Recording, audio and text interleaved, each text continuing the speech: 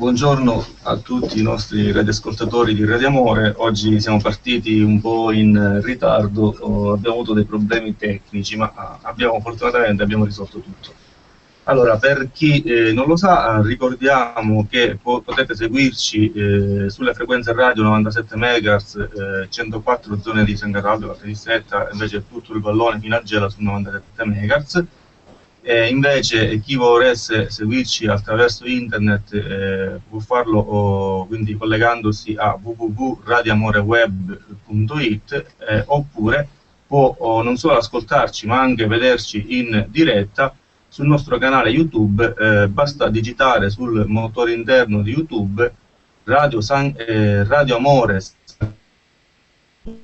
tutto unito e andare a trovare la diretta, oppure basta collegarsi sull'account di Facebook di Ubaldo Scarandino oppure di Giuseppe Nicosia e trovate insomma il link per la diretta. Giuseppe Nicosia perché? Perché oggi abbiamo ospite qui con noi il dottor Giuseppe Nicosia che insomma ci parlerà un po', parleremo di detenzione, sistema carcerario e depenalizzazione delle droghe leggere. Io ho seguito un po', Giuseppe, buongiorno intanto a te, buongiorno ai nostri radioascoltatori, ho seguito la tua vicenda qualche anno fa.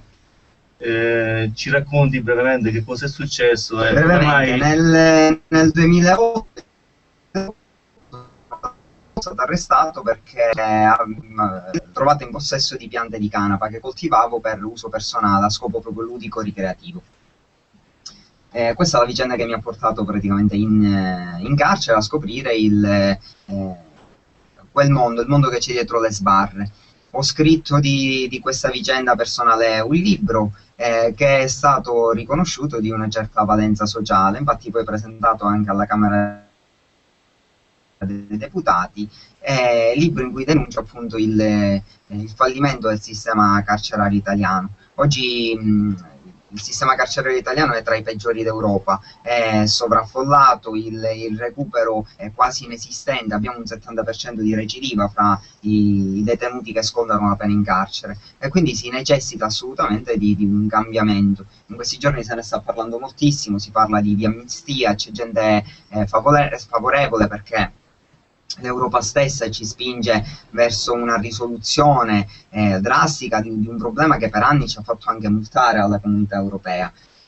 Dall'altro lato c'è qualcuno che dice che in Italia invece occorre la certezza della pena, però probabilmente queste persone pensano all'amnistia a uno svuotacarceri incontrollato che aprirebbe le porte appunto a qualsiasi tipo di detenuto, mentre in realtà si parla di persone che sono a fine pena, che scontano gli ultimi mesi, reati minori.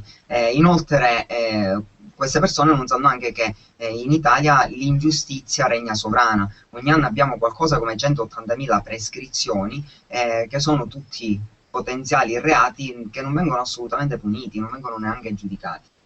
Reati magari che hanno a che fare anche con gravissimi. Anche gravissimi, certo.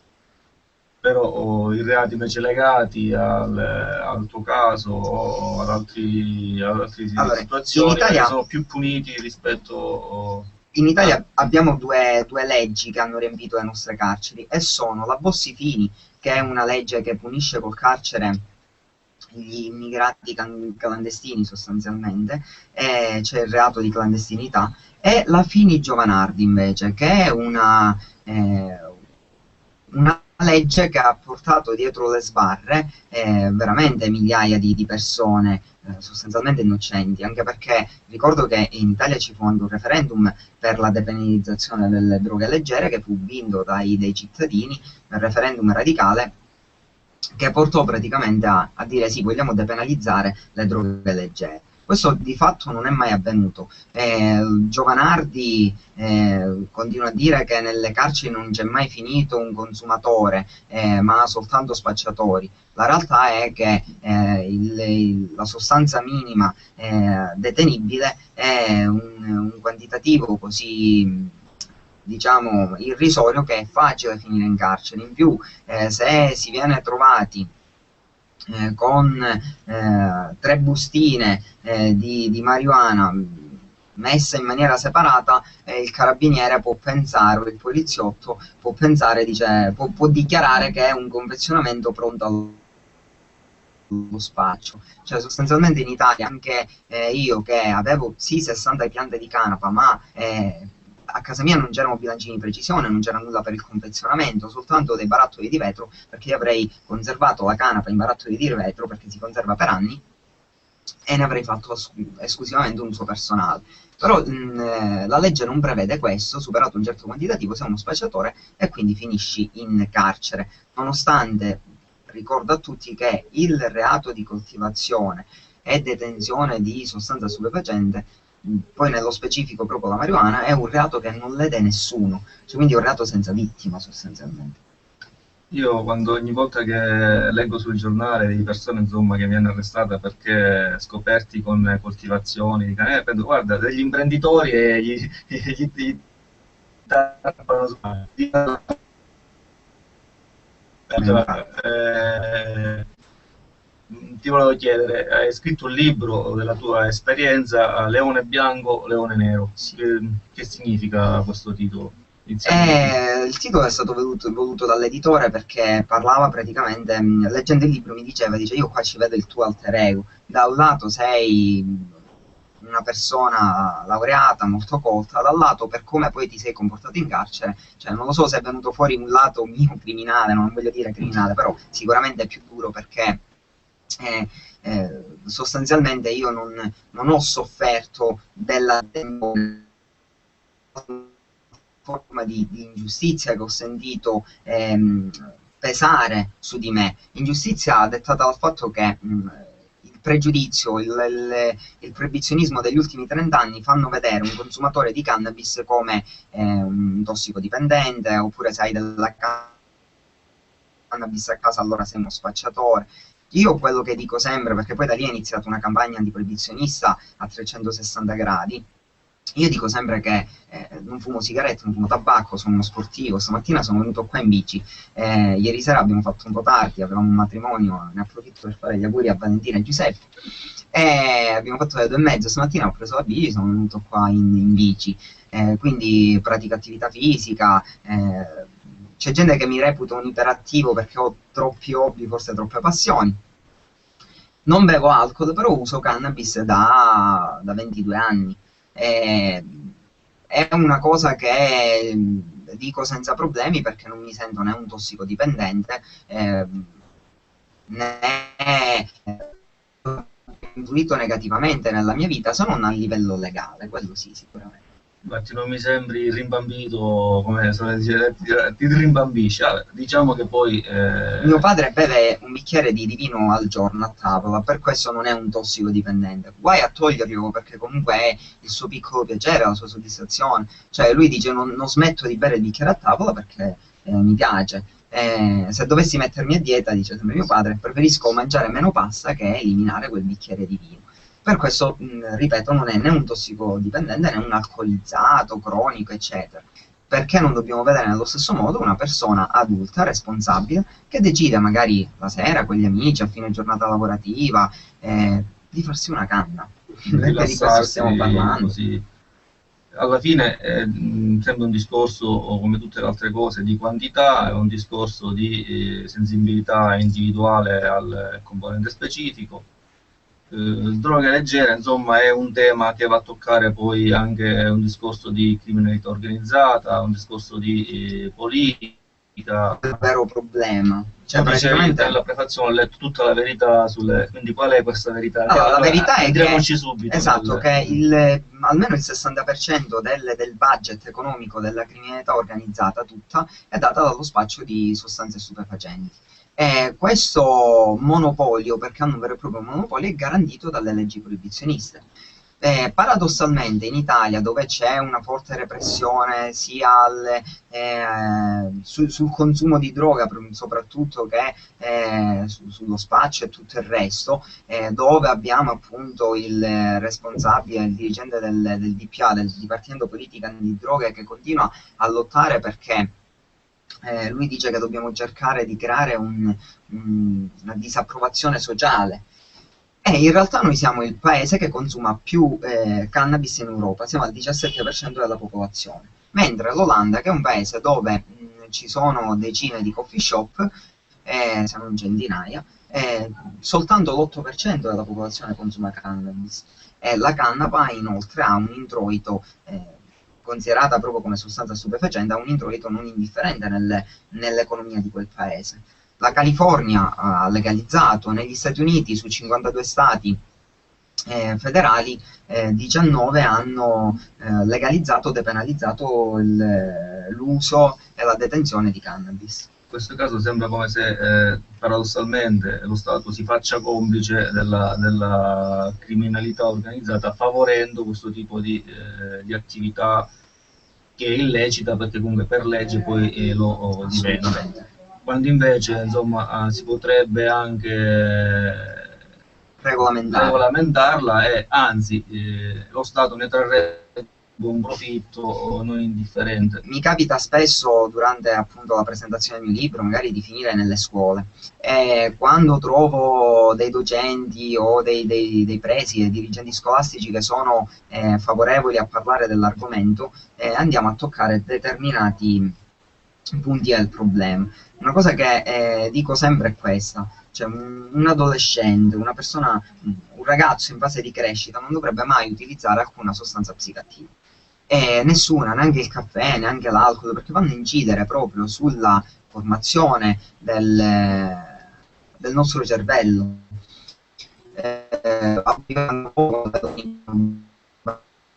Bambini di 2 o 3 anni, fargli assaggiare quel goccio di vino o birra, che possono essere 5 ml, ma su un bambino che pesa 10 kg vuol dire che su una lattina di ci scandalizza la sigaretta fumata alla scuola media. Le droghe sono, però paradossalmente non ci rendiamo conto che la criminalità organizzata proprio vede nei ragazzini i maggiori acquirenti, perché sono più curiosi, vogliono vorrebbe dire trovare, mettere delle leggi che impongono l'utilizzo della canapa soltanto ai maggiorenni, che dovranno metterci la faccia, un documento, quindi a secondo che mestiere fai, magari se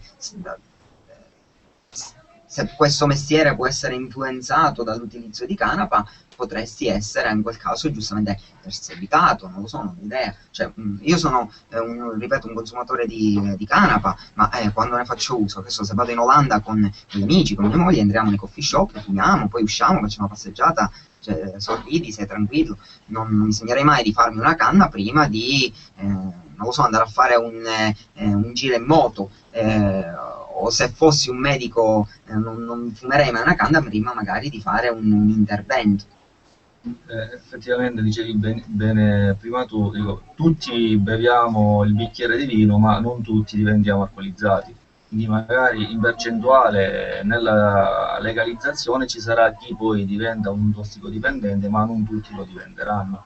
Poi sono percentuali che ci per anni ci hanno detto sta cosa: inizi dalla canapa e finisci con l'eroina. Esatto, perché con la canapa? Probabilmente inizio con la sigaretta e non dalla canapa. Inoltre questa commissione fra le droghe esiste soltanto perché c'è un mercato nero. Sicuramente uno spacciatore ha più interesse a vendere della cocaina che della marijuana, rende economicamente di più, quindi invoglierà il ragazzo soprattutto a scegliere la droga migliore a detta sua. Inoltre la dipendenza è qualcosa che è naturale in noi, cioè noi abbiamo una dipendenza dal respirare, la televisione. No, quella già inizia a diventare patologica. Le dipendenze patologiche sono pericolose. Io faccio l'educatore alimentare, nutrirsi è una cosa normale. C'è gente invece che diventa così dipendente da cibo che abbandona davvero la vita normale. Se vivi con 50-60 kg di sovrappeso, cioè tu ti stai comportando male non solo nei confronti di te stesso perché sei noncurante per la tua salute, ma anche nei confronti del bene dei tuoi figli, perché sostanzialmente accorci la tua vita, ci starai meno su questa terra da sovrappeso, sicuramente, in sovrappeso, rispetto a una persona che fa una vita sana. Tornando al discorso cosa c'entra con le droghe, la stessa cosa, la dipendenza dalle droghe. Ci sono sicuramente delle droghe pesanti che portano dipendenza, sarebbero da combattere, ma con l'istruzione. Se so che qualcosa mi fa particolarmente male, non la uso, non lo faccio. Parliamone invece di creare dei tabù. Per quanto riguarda le droghe leggere, diciamo qual è la verità. La canapa, criminalizzata da decenni, in realtà è una delle sostanze meno tossiche al mondo. Non esiste un quantitativo assimilabile letale per l'uomo. Cioè, sostanzialmente non ti puoi suicidare fumando o mangiando canapa. Di alcol si può morire, ma non... Assolutamente sì, ma in maniera semplice addirittura si muore d'alcol. Io sono astemio. Se bevessi una bottiglia di superalcolico, penso che il cometilico non me lo scanso. C'è una pubblicità, adesso non ricordo sicuramente, sì, dagli anni 20 o 30 in America, dove c'era questo tipo, facevano vedere la ragazza che fumava lo spinello, dopodiché impazziva, si uccidevano tra di loro in questa festa, e poi c'era questo signore minaccioso che ti dice, ti puntava il dito addosso e ti diceva, può succedere a te, nella tua casa, a tua figlia. Questo per demonizzare, perché credo tutto sia, adesso tu mi confermerai, sia iniziato con l'eliminazione della canapa come prodotto industriale, sostituita invece dalle materie ricavate dal petrolio. Praticamente alla fine del 1800 si scoprì il petrolio. Il monopolio del petrolio fu preso da grandi famiglie come quella di Rockefeller. Nello stesso periodo Ford creò la prima macchina in serie, la Ford T-Temp Car, che era costruita per il 60% da fibre di canapa, e inoltre funzionava praticamente ad etanolo di canapa, che fu il primo biodiesel. E lui era un fortissimo concorrente di Rockefeller. Perché? Perché sostanzialmente chi lavorava il petrolio doveva scavare pozzi petroliferi a profondità incredibili, rischio vita per tantissime persone. Ford coltivava delle piante. In più questa filiera del petrolio trovò degli alleati, come chi produceva carta da cellulosa da albero. Allora, per fare la carta da cellulosa da albero occorrono intanto dei solventi che derivano dal petrolio, quindi per questo c'è un aggancio. E inoltre ricordo che per fare lo stesso quantitativo di cellulosa, che è già bianca, che ci dà un ettaro di canapa, ci vogliono 4 ettari di foresta. Il rapporto non è 4:1, è molto di più, perché per un ettaro di foresta ci vogliono 20-30 anni. Per fare invece un ettaro di canapa, una stagione. Cioè, ricordiamo, con la canapa si faceva la carta, si faceva con la canapa fino al 1900 quasi tutto, il 90% di ciò che ci circondava era fatto di canapa, dall'olio che illuminava le lampade, il 90%, sì. Su una nave paradossalmente c'era più canapa che legno, perché le vele erano di canapa, le corde, i vestiti dei marinai, le carte nautiche. Gli alimenti di canapa, cioè il seme di canapa è uno degli alimenti più nutrienti al mondo in assoluto, contiene 23 grammi di proteine nobili. I vegani, che sono le persone che decidono di non mangiare né carne né derivati dagli animali, trovano le loro fonti proteiche soprattutto appunto nel seme di canapa, che è superiore anche al seme di soia, che ha il 40% di proteine, ma non sono proteine nobili, quindi molte anche al canarino, voglio dire, non ci gli animali mangiano, ma non anche noi. Allora, al canarino sono semi di canapa. Fra le mie attività, non ci scandalizziamo. Allora, io lavoro, noi abbiamo una società, si chiama Sicil Canapa, e commercializziamo olio, farina e semi di canapa in maniera del tutto legale, perché praticamente c'è delle coltivazioni in Italia per uso alimentare. La canapa che coltiviamo non ha THC, la percentuale è lo 0%. È che il componente psicotropo, diciamo, della canapa. E praticamente invece producono molto seme che viene macinato, viene pressato a freddo per ricavarne un olio che ha anche delle valenze terapeutiche. Invito le persone a cercare su Wikipedia olio di semi di canapa per vedere un po' a cosa serve. Prima di tutto fa abbassare il colesterolo, perché contiene omega 3 e omega 6 in un rapporto di 3:1 perfetto. Non c'è alcun derivato da olio di pesce né nient'altro che è paragonabile all'olio di semi di canapa. Poi ne rimane invece una farina che viene macinata. Noi abbiamo fatto diverse serate a Caltanissetta, ma poi anche in giro per la Sicilia. E lo stesso comico politico Beppe Grillo ha partecipato a una di queste serate in cui prepariamo tutto, dagli antipasti ai primi al dolce, con questa farina di canapa. E vengono bene i dolci, no? Sì, sì, vengono benissimo. Non sono le space cake che mangiamo in Olanda con principio attivo, ma sono ottimi perché abbassano l'indice. Questa farina permette di abbassare l'indice glicemico, diventano light sostanzialmente, e gli omega 3 e gli omega 6 che contengono vanno a contrastare l'uso di burro, magari, che invece farebbe innalzare i livelli di colesterolo cattivo. Anche perché spieghiamolo, ci sono due tipi di canapa, la sativa e Allora, questa differenziazione c'è questa cosa? Allora, no, sostanzialmente poi ci sono delle teorie botaniche diverse. Le piante sono fertili tra di loro, interspecifiche. Quindi che vuol dire? Vuol dire che una differenziazione genetica vera e propria non esiste. Ci sono delle piante che sono state, delle genetiche delle piante che sono state coltivate per avere un uso di fibra, per ricavarne fibra o ricavarne semi, altre invece per uso ricreativo, altre ancora per uso terapeutico, perché ricordo che la canapa ha una valenza, un'elevatissima valenza terapeutica.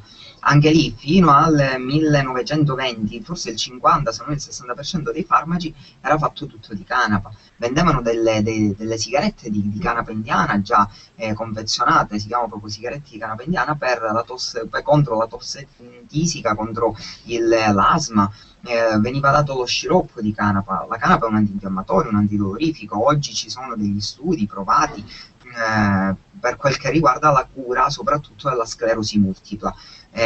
Ricordo a tal proposito che in Italia abbiamo un primo Cannabis Social Club che si trova a Racale, l'associazione che l'ha fondato si chiama La Piantiamo, è un'associazione formata proprio da persone malate che si curano con la canapa e riescono praticamente a superare le difficoltà legate a determinate patologie, soprattutto la sclerosi multipla, che in Italia invece viene comunemente curata con l'interferone, che ha 1000 effetti collaterali, mentre la canapa non ha alcun effetto collaterale. Con la canapa non si rischia il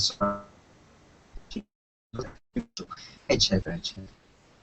Quindi non solo usi alimentari, usi industriali, ma anche usi medici. Quindi la canapa, qualcuno dice, è come il maiale, non si butta via niente. Esatto, noi abbiamo in progetto di fare delle coltivazioni sperimentali, ad esempio nei terreni di Gela, che sono altamente inquinati, perché la canapa riesce a depurare i terreni dei metalli pesanti. L'Università di Catania studia sulla canapa, sia l'Università di Agraria che quella di ingegneria, perché hanno studiato dei pannelli coibentanti, perché la canapa nell'edilizia è eccezionale, che potrebbero sostituire tantissimi materiali. Dalla canapa si fa addirittura la plastica in maniera ecosostenibile, una plastica che una volta macinata può diventare compost sostanzialmente. Fino, abbiamo detto, nella prima metà del secolo scorso, l'Italia era uno dei maggiori produttori. Eravamo i primi per qualità e avevamo una varietà, la Carmagnola, che ha dato poi, cioè che prende il nome proprio la Carmagnola dove veniva coltivata, che è un'eccezionale canapa da fibra.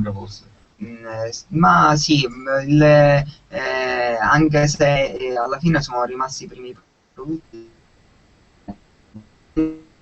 dentro il nostro Italia principalmente, ma perché per lavorare alla fibra e alla canapa occorrevano grandi quantità d'acqua che in Sicilia non abbiamo. In Sicilia invece la coltivazione Sud Italia è più idonea a coltivare canapa per alimenti, anche se non è trascurabile il valore della biomassa che viene data, ma magari per fare poi dei derivati principalmente per scopo edilizio.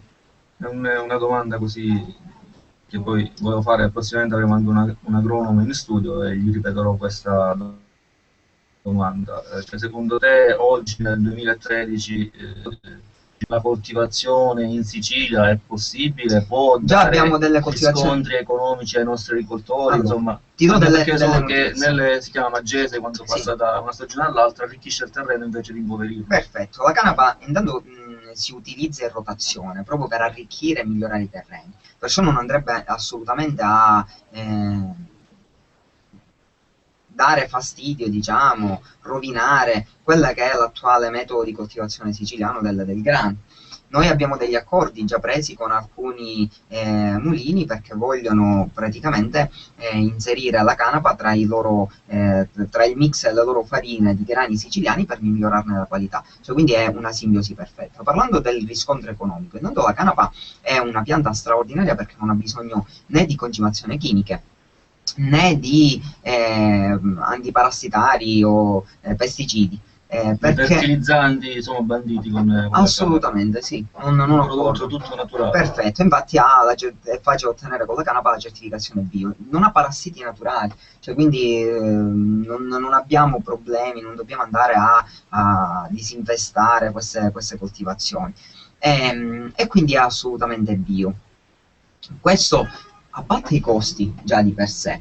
E in più che cosa succede? Che prende il primo contributo che è di quasi 500 euro, 490 circa, ad ettaro per coltivazione bio, e in più c'è la resa del seme e della fibra.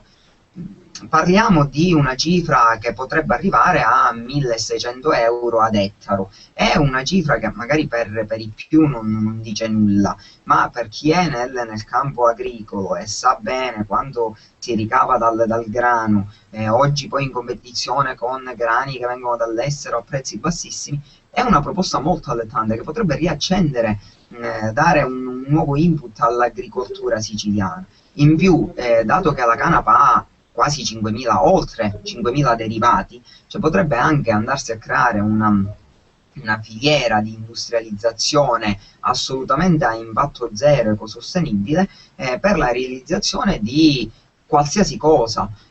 Io ricordo che noi mangiamo il pomodoro e le patate perché esiste la canapa. Dice, ma che cosa c'entra? Colombo arrivò in America e andò a scoprire praticamente questi nuovi ortaggi.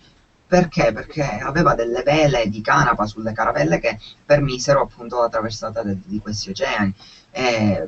Non c'erano altri tessuti, non esisteva il sintetico di oggi, quindi fu la canapa che ci permise questo. Ci sono delle costruzioni, oggi sta ricominciando, ha ripreso piede le costruzioni di canapa, soprattutto in Francia, dove viene realizzato un composto, un conglomerato fatto di canapa, calce ed acqua, che quando pietrifica è superiore al cemento, antisismico,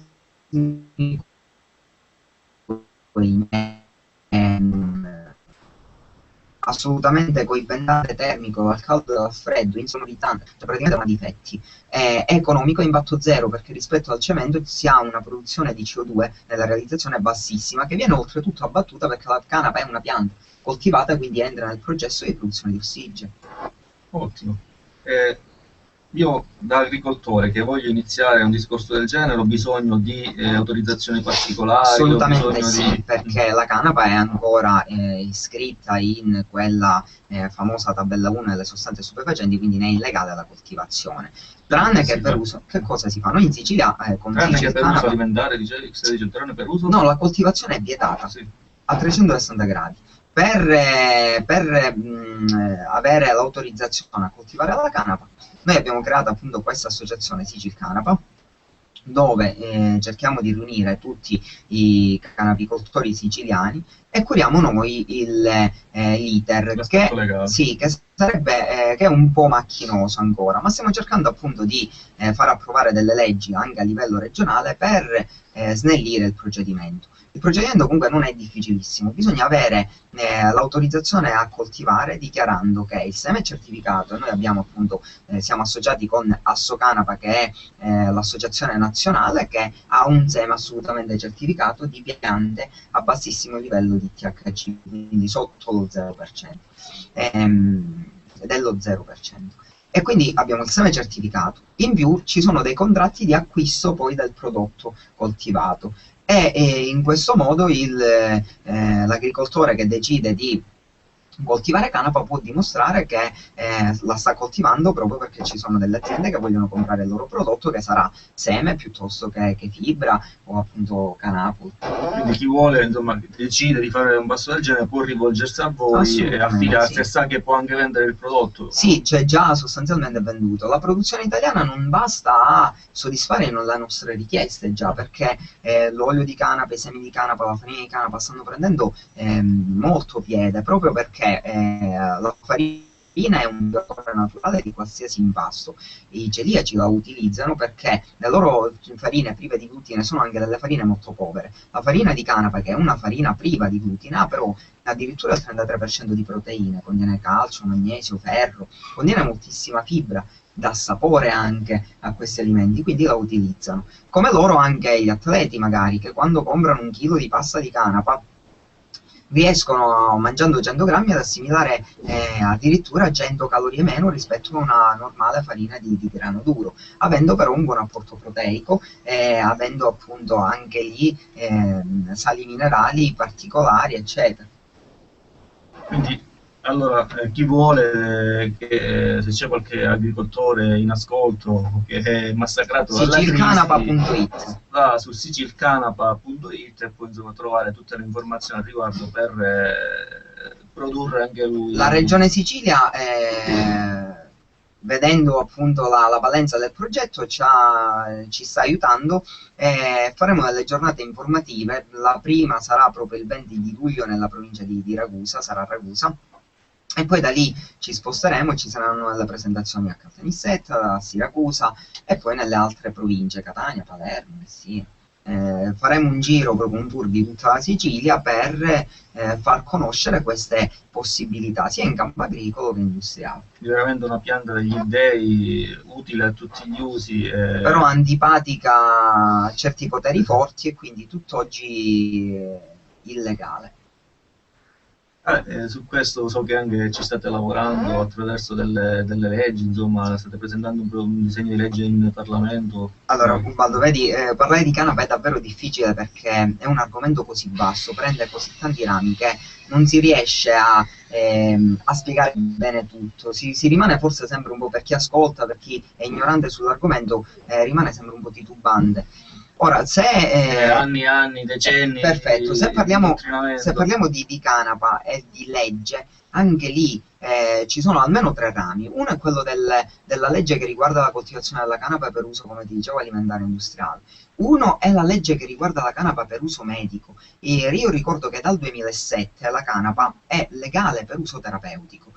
Questo fu inserito dall'allora ministro della salute Livia Turco, ripetuto da Balduzzi adesso, dal ministro Balduzzi a febbraio. Nonostante ciò, se un malato di sclerosi multipla si rivolge al proprio medico e chiede voglio utilizzare la canapa, questi malati rischiano praticamente di essere per spaccio di sostanze stupefacenti. C'è gente che viene a dire a me, dottor Nicosi, attenzione perché questa è istigazione all'uso di sostanze illecite. Io sto parlando di un farmaco. In Sicilia abbiamo presentato e depositato un disegno di legge per la cannabis terapeutica perché ci stiamo muovendo anche a livello regionale, dato che questa norma a livello nazionale c'è, a livello regionale non viene applicata.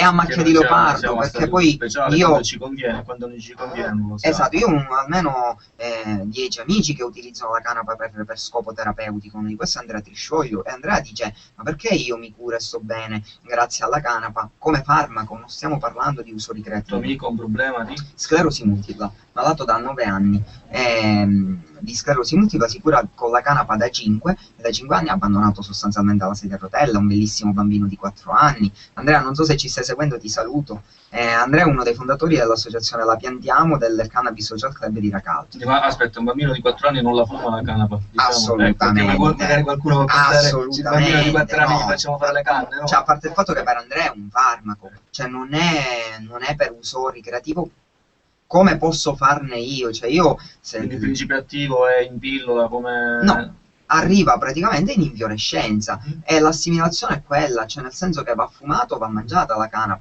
si vuole evitare la combustione, esistono dei vaporizzatori che portano in vapore appunto i principi attivi della canapa e vengono assimilati in questo modo, sempre tramite la respirazione. Ma quando Andrea è in viaggio, sostanzialmente... È come farsi un aerosole, sostanzialmente. Esatto, ma quando siamo in vacanza insieme, magari lui spesso mi chiede, quando è capitato di partecipare a qualche azione, appunto, politica insieme, lui mi chiede, dice: Giuseppe, per favore rullami una canna, perché sente gli spasmi che arrivano e la canapa riesce a bloccarli. È un antidolorifico, ce lo fa stare davvero bene fisicamente, è un grandissimo camminatore, ma questo grazie alla canapa.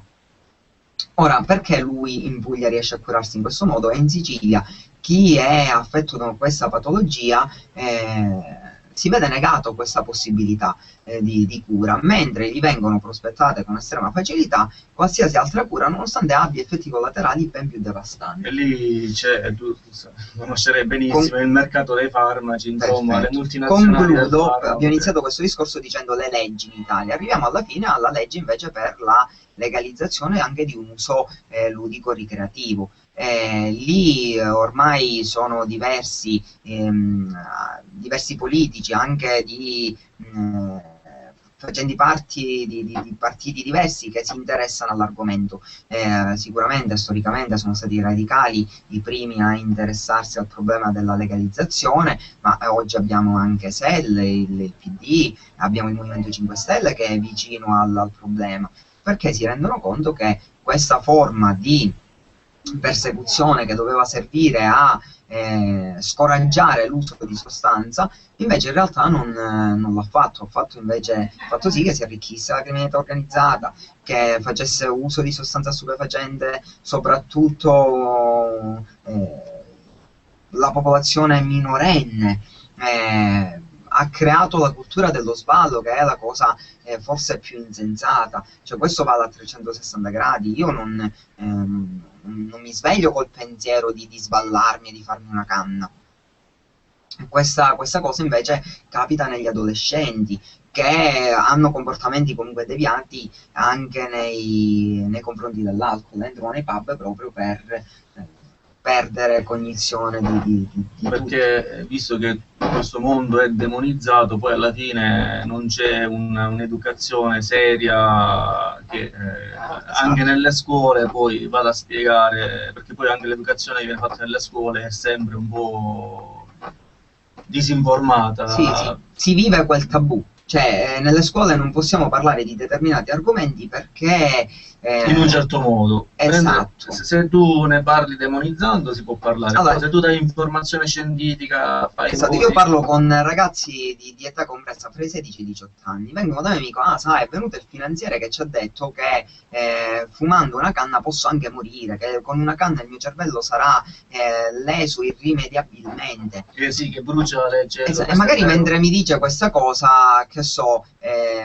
noto che dalla tasca esce fuori la cartina lunga che sostanzialmente serve per confezionarsi una canna. Cioè, quindi so che è un ragazzo che conosce bene l'argomento, che si sente ridicolo, vede ridicolo proprio il concetto di mi faccio una canna e ci resto a vita. Però nello stesso modo, quando percepisce quella come una bugia, pensa che tutto sia una bugia, che si può fare tutte le canne che vuole durante il giorno, cioè, mentre non è così, perché qualsiasi uso smodato, ma non solo di sostanza, del cibo stesso ci porta a stare male. Ma anche se non parliamo di cibo, cioè, oggi si parla molto anche di dipendenze senza sostanza, come quella da gioco d'azzardo che sta rovinando migliaia di persone. Cioè, ecco, questo il gioco è qualcosa di naturale. Io amo giocare, ma non con una macchinetta.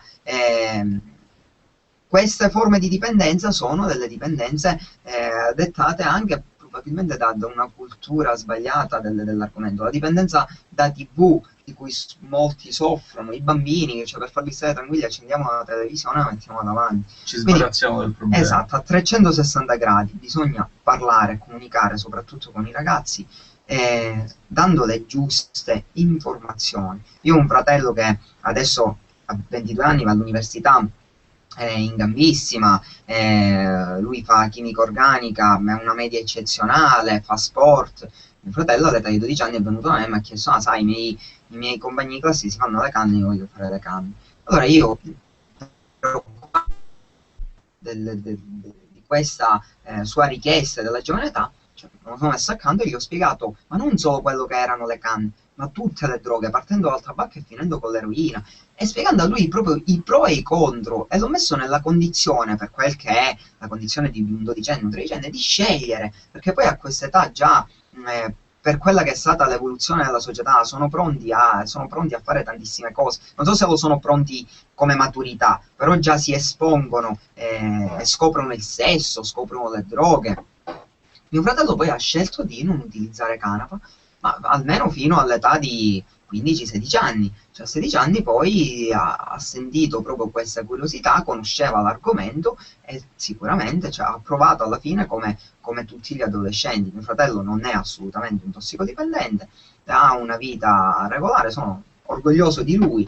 Cioè, quindi anche, aspetta, diciamo, di usare canapa, però ha deciso di non utilizzare altre droghe. Questa per me è stata una dobbiamo vittoria. anche dire che il discorso dell'illegalità favorisce poi delle sostanze tagliate. Questo è un altro bruttissimo argomento, cioè nel senso che veramente poi fa male, quando dicono la droga ti fa male, certo, in quel modo sì, esatto. Io sono un esperto ormai di canapa a 360 gradi, mi chiamano un po' in giro per tutta Italia, e non solo per quel che riguarda la canapa alimentare, tese, per uso ludico-ricreativo. Piccola parentesi, sono stato anche chiamato da un'azienda austriaca che finalmente da quest'anno riuscirà a commercializzare il Canna-B Energy Drink, che è un energy drink come tutti gli altri, però alla fragranza di canapa, e per 3 anni gli è stato vietato praticamente di essere commercializzato in Italia proprio perché aveva questa fragranza, secondo alcune... Senza THC. No, assolutamente, è soltanto una fragranza. La Coca-Cola sì, voglio dire, l'Energy canapa no. No, perfetto. Perché la Coca-Cola, ricordiamolo, che si chiama tutti Coca-Cola. Si chiama Coca-Cola perché fino al 1925 conteneva addirittura il principio attivo della cocaina, adesso solo degli aromi sempre estratti dalla coca, no, dalla cocaina. Però contiene anche la caffeina, contiene molto zucchero, la Coca-Cola. Ma gli aromi della pianta di coca ce li ha. Perfetto. E tutti ce la beviamo e non ci scandalizziamo. Perfetto, stessa cosa questo Canna-B Energy Drink. Questo è stata una piccola parentesi per dire che a volte trovo, mi viene posta a giudizio della canapa acquistata per strada. Ecco, sostanzialmente la canapa, non so se avete presente il fiore della canapa, è una sorta di pannocchietta con i vestiti che contengono appunto questi cristalli di THC e non solo, cioè i cannabinoidi sono tantissimi, contengono, cioè, la pianta di canapa contiene qualcosa come 200 sostanze chimiche con valenza terapeutica. Ci sono degli studi che dimostrano anticancerogena, però io che voglio già questa pianta cosa faccio? Compro delle sostanze resinose che possono essere anche dei solventi, cioè delle vernici chimiche, le faccio seccare, le macino, ne faccio polvere e la mischio a questa erba. Tutti sanno che nei paesi poveri ci sono persone che proprio ricercano lo sballo, che si drogano, annusando le colle, le vernici, perché queste contengono dei solventi chimici. Anche la benzina. Perfetto, ci sono dei solventi che portano a uno stato di stordimento. Quindi aggiungere queste sostanze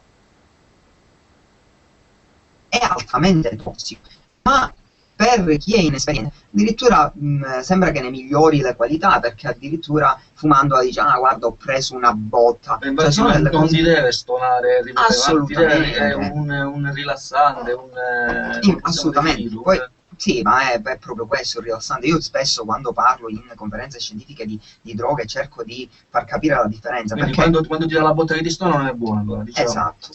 Non stiamo facendo istigazione, no, assolutamente. Però ecco, la differenza fra le droghe, la cocaina è un eccitante. Quando usi la cocaina e poi passa l'effetto, ne vuoi assolutamente alta perché poi ti senti giù di tono. Quando ti fai una canna invece ti rilassi, quando ti passa l'effetto stai meglio di prima sostanzialmente. È servita soltanto appunto per quietarti. Serve a chi è malato di perché a parte di questo fa passare la nausea, ma in più riesce a far passare il, quindi è una sorta di anestesia. Quando tu la utilizzi, poi abbiamo diverse gradazioni che ci sono state effettivamente create delle genetiche per scopo terapeutico che hanno un effetto che, come dici tu, distona, nel senso che ti abbatte un po', ma perché deve andare probabilmente a sanare dei dolori o degli spasmi muscolari non indifferenti. Una canna per uso ludico ricreativo, come dici tu, ti deve far ridere più che stonare, non ti deve far venire il mal di testa, cioè quello è qualcosa di estremamente chimico. Se parliamo di hashish è ancora peggio. Io ho degli amici che... C'è una cosa la piantina coltivata in casa completamente naturale, Esatto. Una cosa invece è l'erba acquistata fuori o l'hashish. Peccato che non possiamo coltivare la piantina in casa. Vabbè, dico... E in Italia, ecco, anche l'assurdità della legge. La legge dice che l'uso personale non è, dicono loro, anche se ho visto che hanno assolto criminalità. Però adesso ti spiego perché. Viene praticamente, la legge ti dice l'uso personale lo puoi fare, però non puoi coltivare, non c'è un posto dove la puoi comprare, quindi c'è davvero un monopolio alla criminalità organizzata. La piantina fatta in casa di cui parlavi tu, è vero, ci sono delle assoluzioni perché adesso si inizia finalmente a recepire, ma non tutti i giudici, qualcuno inizia a recepire che la coltivazione della canapa è al pari dell'acquisto di un quantitativo giornaliero per strada, che incide meno, che penalizza meno la nostra società perché non incrementa quel mercato nero. Attenzione però, perché qualcuno dice coltivare anche una pianta, dice non è reato. La coltivazione della canapa è reato in Italia se non hai autorizzazione. Fino a quando non c'è principio attivo non stai coltivando della droga, però in ogni caso questa pianta andrà in fioritura e avrà del principio attivo se viene coltivata per scopo ricreativo. Se metti del canapone, poi alla fine si dimostrerà con delle analisi che appunto non c'è del principio attivo. Il canapone è quello per uso industriale. Per uso industriale, però c'è da dire sempre questo, cioè in galera rischi di finirci, dovranno fare delle analisi, fino a quando non viene fuori il principio attivo tu probabilmente resti dentro, cioè è un grave problema, attenzione per... Invece dicevamo, spesso si fa confusione, la differenza tra hashish e... L'hashish è un derivato naturale della canapa, o fumo, sì. Pakistano nero, poi a seconda da dove arriva abbiamo tantissimi nomi. Sostanzialmente in origine era un prodotto naturalissimo, ossia era l'estrazione del principio attivo, della resina di questa infiorescenza compattata per essere trasportato meglio, per essere utilizzato meglio, che poi veniva praticamente aperto del tabacco e fumato o addirittura ingerito. In molti paesi si usa fare con del burro, appunto mischiarci dentro l'hashish e farne poi un derivato alimentare con principio attivo. Negli anni proprio che cosa hanno fatto le criminalità organizzate? Hanno tagliato questa sostanza con di tutto. Se va bene ci mettono l'enne o lo sterco del cammello. Nei casi estremi l'enne è il colore che utilizzano in Marocco, in Tunisia, per colorare i capelli, per i tatuaggi sulla pelle. Sì. Che ha un odore particolare che assomiglia un po' a quello dell'hashish, o comunque non è così forte da coprire quello dell'hashish. Addirittura lo sterco, c'è la merda, possiamo dirlo, del cammello. Sì, perché anche quello sostanzialmente è secca. Gli escrementi quindi Sì, brucia facilmente, ma queste sono le sostanze meno tossiche, perché alla fine vanno in combustione e non succede nulla. Il problema è quando qua iniziamo a metterci in Europa invece sostanze assolutamente chimiche, derivati dalla gomma, dalla plastica, cioè fumare plastica porta a assimilare diossina, è gravissimo. Quindi che cosa ti sto dicendo? Che abbiamo fatto delle analisi in maniera non pubblica su un panetto di hashish. Il principio attivo, realmente l'hashish contenuta è inferiore a volte al 10%, quindi parliamo su 10 grammi di prodotto, 9 grammi sono taglio, 1 grammo è principio attivo. E questo sempre frutto di questa illegalità. Legalizziamola per evitare anche problemi alla salute. Una domanda adesso mi sfugge, mi sono distratto un poco. Allora, conviene alla fine forse aspettare la legalizzazione delle droghe o comunque cominciare a pensare, muoversi, informarsi. Se uno decide in età adulta di provare la canapa, è meglio aspettare che sia qualcosa di naturale, non andare a prendere prodotti distribuiti così per strada. Allora, lo stesso Fini, responsabile alla fine Giovanardi, è stato quello praticamente che in una trasmissione raccontava che in un suo viaggio, non so dove, in Giamaica o in Olanda, ha provato a fumare una canna e dice non gli è piaciuta, è stato male 2 giorni, non so che cosa ha fumato, però magari anche non c'era abituato, non ne ho idea, però lui dice di averla provata ed è stato quello che ha fatto una legge. Il motivo che l'ha scatenato a fare questa legge. Io quando parlo di canapa come sostanza psicoattiva dico sempre che appunto essendo una sostanza psicoattiva merita rispetto. Anche una persona adulta, se ha dei problemi di depressione, di psicosi o problemi del genere, cioè probabilmente è sconsigliato l'utilizzo della canapa, a meno che glielo consigli uno specialista, perché può avere valenza terapeutica anche in questo. In alcuni paesi, Israele ad esempio, stanno curando l'Alzheimer con la canapa e hanno avuto degli effetti molto positivi nella vita di queste persone, di questi anziani.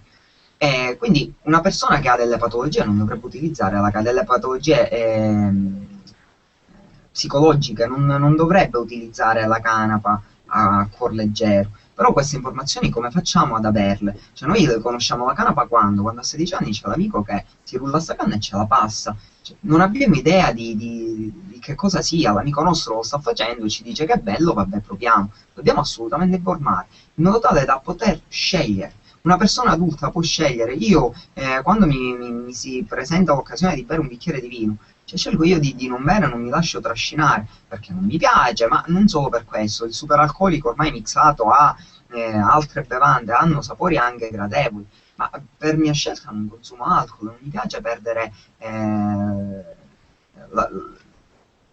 il lume della ragione con l'alcol. Temo questo. So che si può fare anche in maniera razionale, però dato che è una droga che mi spaventa in maniera particolare per esperienze di vita vissute. Io ho 2 cugini che sono deceduti nel consumo di alcol. Per anni facendo arti marziali ho lavorato nella sicurezza e quando facevamo succedevano delle brutte cose, diciamo, cioè nelle liti, erano sempre con persone che avevano esagerato con l'alcol, persone che quando vedi entrare sono ragazzi eccezionali magari, un'ora dopo sotto l'effetto di 3 Ceres, allora davvero non ragionano più. Quindi l'argomento è molto interessante, quindi capisco che potremmo stare giorni a parlarne, però penso che abbiamo dato... Io posso dare un input. Su Facebook mi trovate Giuseppe Nicosia, trovate l'immagine della copertina appunto del mio libro. Se qualcuno ha qualche domanda nello specifico mi scriva e sarò felice di rispondere, tempo permettendo. Abbiamo ancora altri 10 minuti e volevo anche parlare un po' della tua esperienza perché poi l'hai vissuto sulla tua pelle in carcere, insomma, allora, delle leggi che ci sono, parliamo proprio cosa si sta facendo, perché so che sei impegnato anche su questo. Assolutamente. Allora, intanto ci sono in corso diverse campagne di raccolte firme. Una di queste campagne è proprio per quella famosa svuota carceri, per cambiare l'attuale sistema giudiziario e anche carcerario italiano. Perché in Italia sostanzialmente che succede? Io mi sono ritrovato da un giorno all'altro rinchiuso al Malaspina di Caltanissetta. È un carcere che, come quasi tutti gli altri, cioè perché parliamo di un sovraffollamento spaventoso, appunto ha delle... non garantisce i diritti eri in cella insieme a altre? Ero in cella io insieme ad altre 3 persone fisse, più 1 o 2 che venivano per i processi che si tenevano al tribunale di cella grande? Ma penso avevamo assolutamente meno di 3 metri quadrati a testa. E oltre a questo 20 ore al giorno rimani chiusi in cella a non fare nulla. I lavori che si fanno nelle carceri sono lavori di zero utilità sociale, cioè alla fine se riesci a entrare in graduatoria al Malaspina ci sono circa 300 detenuti, forse 10-12 lavorano, ma lavorano come? Pulizia corridoi, servizio mensa e basta. Questi lavori, nel vademecum del detenuto c'è scritto che per prima cosa bisognerebbe dare il lavoro al detenuto, perché il lavoro recupera l'individuo. Io ricordo che molti detenuti sono persone che non hanno avuto forse scelta nella vita, dobbiamo pensare a questo. È facile puntare il dito, di ma tu sei in carcere, sei un topo d'appartamento, quindi meriti di stare là dentro perché vai a rubare agli altri. Però magari questa persona non ha avuto assolutamente la possibilità di lavorare. Io ho degli amici che sono usciti dal carcere, conosciuti in carcere, che cerco di seguire ed aiutare per quel che posso, e uno di questi, incontrato la settimana scorsa, mi diceva: sai, sto vivendo con 10 euro al giorno, cioè mi danno tanto. E io sfido chiunque, qualsiasi perbenista bravo a puntare il dito contro questi ragazzi, a sopravvivere con 10 euro al giorno. Ora in carcere, una volta commesso l'errore, se vogliamo recuperare l'individuo, diamogli la possibilità. Questo non succede nella carcere italiana, nella stessa maggioranza. Corsi di che io sono stato arrestato a ottobre, quando ho chiesto il primo corso, quando sarebbe stato, anche per passarmi il tempo, mi hanno detto che se andava bene era a marzo. Cioè io da ottobre a marzo cosa avrei fatto? Ho chiesto, per un mese ho chiesto che aprissero la biblioteca, cioè la biblioteca è rimasta chiusa. Io nell'ultimo mese di detenzione finalmente mi hanno aperto la biblioteca, ho potuto leggere. Perché? Perché sostanzialmente biblioteca è ricercato attraverso una graduatoria, ma stiamo parlando di un carcere semplicissimo. Guardate, non lo so, chi è Elisa, chi ha più figli, chi ha più anni da scontare, non ne ho idea, chi ha fine pena, cioè mettetelo ad aprire e chiudere questa biblioteca e date la possibilità a tutti di leggere. Creiamo un gruppo di lettura, ci sono delle aree destinate alla socializzazione, cioè nel carcere Malaspina di Caltanissetta stai 20 ore al giorno chiuso in cella e poi 4 ore a disposizione. Non fare niente sostanzialmente, perché no. Poi ti deprimi, fumare e giocare a carte, io vedevo fare questo ai miei compagni. Io al carcere Malaspina non so se sono stato un esempio per qualcuno, però mi allenavo tutto il giorno, forse arrivavo ad allenarmi 6 ore al giorno. Quando ci davano l'area grande, perché poi Malaspina ci sono 3 aree, 2 piccole e una grande, e soltanto nell'area grande puoi correre, perché le piccole sono poco più di una cella, cioè quindi non puoi girare intorno. Allora quando avevo l'area grande andavo a correre, quando ho iniziato a correre ero da solo, le ultime volte c'erano anche 12 persone a correre, era bellissimo. Ma perché non c'è un assistente sociale che ci porta a fare questo? Come noi detenuti. Io quando sono arrivato in carcere, una delle cose che denuncio nel mio libro è questo: non mi è stato neanche detto: guarda che qua c'è una busta e una lettera, puoi scrivere ai tuoi genitori che non so, o a tua moglie, che non sanno nulla di te. Cioè, perché una volta che viene arrestato nessuno sa niente fino a quando poi l'avvocato non va a quelle all'interrogatorio col magistrato, esce e dice ai familiari: ho visto vostro figlio, sta bene. Cioè passano magari 3-4 giorni, è assurdo. Cioè, perché mettetevi nei panni delle famiglie che non sanno davvero nulla. In Italia ci sono stati casi eclatanti, ricordo Stefano Cucchi, Bianzino, c'è gente che accusata di nulla. Stefano Cucchi aveva in tasca 20 grammi di fumo, ma che cosa chi poteva uccidere con 20 grammi di fumo? Ipotizzando che lo doveva davvero spacciare tutto, a 10 euro al grammo erano 200 euro. Cioè, abbiamo signori politici che hanno truffato l'Italia per somme eclatanti, distruggendo milioni di famiglie. Ci sono casi in Italia, la Cirio, oppure legate alla sanità. Io ricordo sempre il Poggiolini, lo scandalo del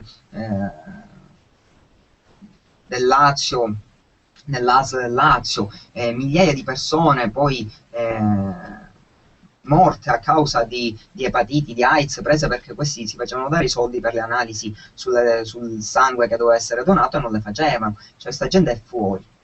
Il topo d'appartamento si va a fare magari 5 anni, il ragazzo disparato che fa una rapina al bar, perché sostanzialmente c'è una persona normale, con una vita normale, non si sognerebbe mai di mettere a repentaglio la propria vita e la vita degli altri con una pistola in mano per rapinare un bar. Ecco, questa gente dentro il carcere, quando gliela chiudiamo per 20 ore al giorno, dandogli 2 ore la mattina e 2 ore il pomeriggio per passeggiare in un'area dove incontra altri detenuti che gli racconteranno che tipo di crimine hanno fatto loro, quindi quella diventa una scuola di crimine. Cioè, che cosa ci aspettiamo da queste persone? In Italia infatti abbiamo il 70% di recidiva. Ricordo inoltre che per un detenuto paghiamo 114 euro e 13 centesimi al giorno. per, ripeto, tenerlo soltanto chiuso, cioè fargli espiare questa pena. Lì spero che ascolti chi dice ci vuole la certezza della pena, cioè quelle persone che urlano ancora oggi a pane e acqua li terrei. Sì, ma pane e acqua pensi che recuperi un individuo o che lo renda peggiore? Io amo gli animali, tra le mie razze di cani preferiti c'è il pitbull, io ne ho avuto uno per 11 anni, a malincuore di cui mi ha lasciato quest'anno, era straordinario, ma sono cani di una dolcezza, di un affetto incredibile. Quello che succede, diventano aggressivi perché? Ma tenuti alla catena, maltrattati, cioè all'interno di un carcere, quando subisci soltanto delle violenze psicologiche e fisiche, ma quando esci dentro non puoi essere una persona migliore, assolutamente. Quindi o cambia questo sistema, oppure come ironicamente dicono alcuni amici radicali, anche Rita Bernardini stesso, Rita dice vabbè, paghiamogli un bed and breakfast, ci costa 35 euro al giorno, molto meno, assolutamente. Andiamo a risparmiare. Assolutamente. Poi ricordo che appunto in carcere io ho conosciuto persone che dovevano scontare 19 mesi perché erano stati trovati, erano intanto senza permesso di soggiorno e trovati a vendere 22 CD falsi. Anche lì, cioè io pago per 19 mesi 114 euro al giorno per un individuo, per tenere chiuso un individuo che aveva 22 CD falsi. Che vendendo, non lo so a quanto si vendono questi CD, a 1 euro, a 2 euro ormai, Sì, cioè non lo so, parliamo di 50 mercato. euro, esatto, non c'è mercato. E quello era un disperato che invece di rubare, Cioè gli dai un contributo tanto per esatto, farlo campare, perfetto. quindi lo aiuti e poi ecco, dopo 19 mesi questa persona ha famiglia fuori, questa persona quando esce dovrà dire grazie e ricompensare qualcuno, non ci riuscirà più smerciando CD falsi, magari dentro avrà trovato la giusta filiera di spaccio di droga o che sono una bella rapina, magari si organizza dentro, quando escono la possono mettere in pratica. Quindi dici che si potrebbero anche organizzare dei lavori dentro È le previsto carceri? proprio, chi ha inventato il carcere, l'istituzione carceraria, ha messo nel vademecum proprio del carcere che il recupero è basato sul lavoro. Io invito tutti ad andare a cercare il progetto Gale Ghiotto, che ha come slogan "Ne vale la pena", è bellissimo. È stato fatto praticamente in Sardegna, dove oltretutto ci sono carceri pessime, però un istituto penitenziario ha deciso di acquistare una grandissima azienda zootecnica ed agricola, dove impiegano qualcosa come 300 detenuti. Non esistono sbarre, non esistono recinzioni, non scappa nessuno. I detenuti hanno la possibilità di vedere anche le famiglie, l'aspetto sociale. Io nel mio libro mi metto a nudo a 360 gradi in Sardegna. E il progetto funziona, cioè praticamente hanno riescono, c'è il 100% di recupero e nessuno è mai scappato. L'aspetto, dicevo, anche affettivo. Io nel mio libro mi metto a nudo a 360 gradi, racconto la mia intimità, racconto anche cosa succedeva quando potevo rimanere 2 minuti solo in cella. Alcuni mi criticano per questo, perché dicono ma perché sei arrivato a tanto a raccontare tutto questo? Ma perché spero di poter fare breccia nelle menti e nei cuori delle persone che vedono il detenuto come un delinquente. Cioè il detenuto, a parte il fatto, devi sapere perché è detenuto, giusto? Anche perché poi vedi in TV delle persone che ti ostini a chiamare onorevole, cavaliere, che hanno invece dei pendenti che sono gravissimi. E dentro invece il carcerato, il delinquente, è una persona che magari è solo disperata, in un momento di follia ha commesso un errore. Ecco, io racconto queste cose nel mio libro perché sfido chiunque a chiudersi in casa e a vivere per una settimana soltanto senza il contatto affettivo di nessuno, senza poter abbracciare la persona che ama.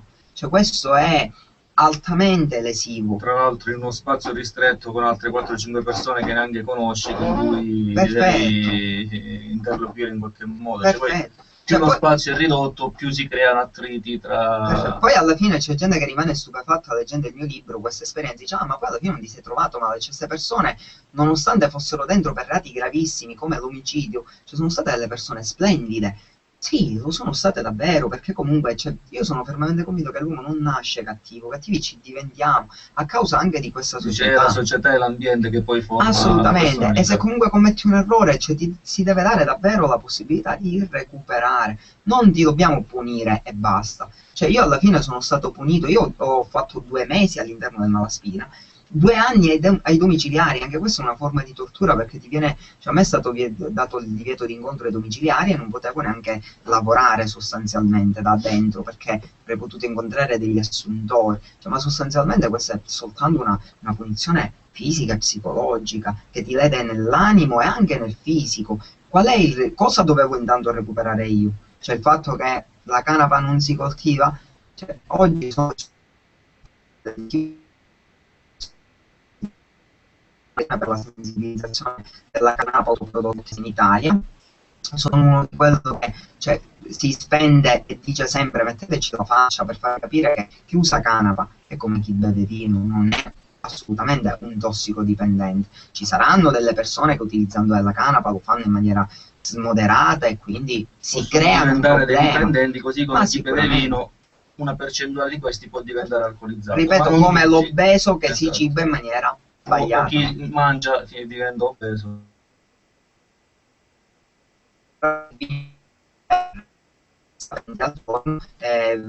Spendendo i soldi che servivano magari per nutrire la famiglia. Cioè, quindi di cosa stiamo parlando? Il mio recupero, quindi, qual è stato? La mia punizione è stata finalizzata a cosa? Cioè, forse oggi anche in positivo dico, perché cerco di tirare sempre cerco di tirare sempre il positivo da ciò che di più negativo ci può essere nella vita. E dico che è stato forse un trampolino di lancio, mi ha dato la possibilità di finire sui giornali e di parlare a molte persone per far conoscere quali sono le mie realtà. Ma ci vuole tanta forza, perché quando per 15 giorni sei sbattuto sui giornali è descritto come un criminale, quando anche la tua famiglia poi, non dico ti abbandona, ma ti dice Giuseppe, ma su progetto di scrivere un libro, di dire che, cioè, tu hai le tue ragioni e forse è la società che sta sbagliando nei tuoi confronti, e non solo nei confronti di migliaia di persone, ma chi te lo fa fare, ma svolta, ma lo dimenticheranno fra 2 anni. Cioè, dal 2008 al 2013 qualche anno è passato, la gente, sono contenta che non l'abbia dimenticato, molte battaglie le abbiamo vinte, e finalmente forse si inizia a vedere un barlume di speranza.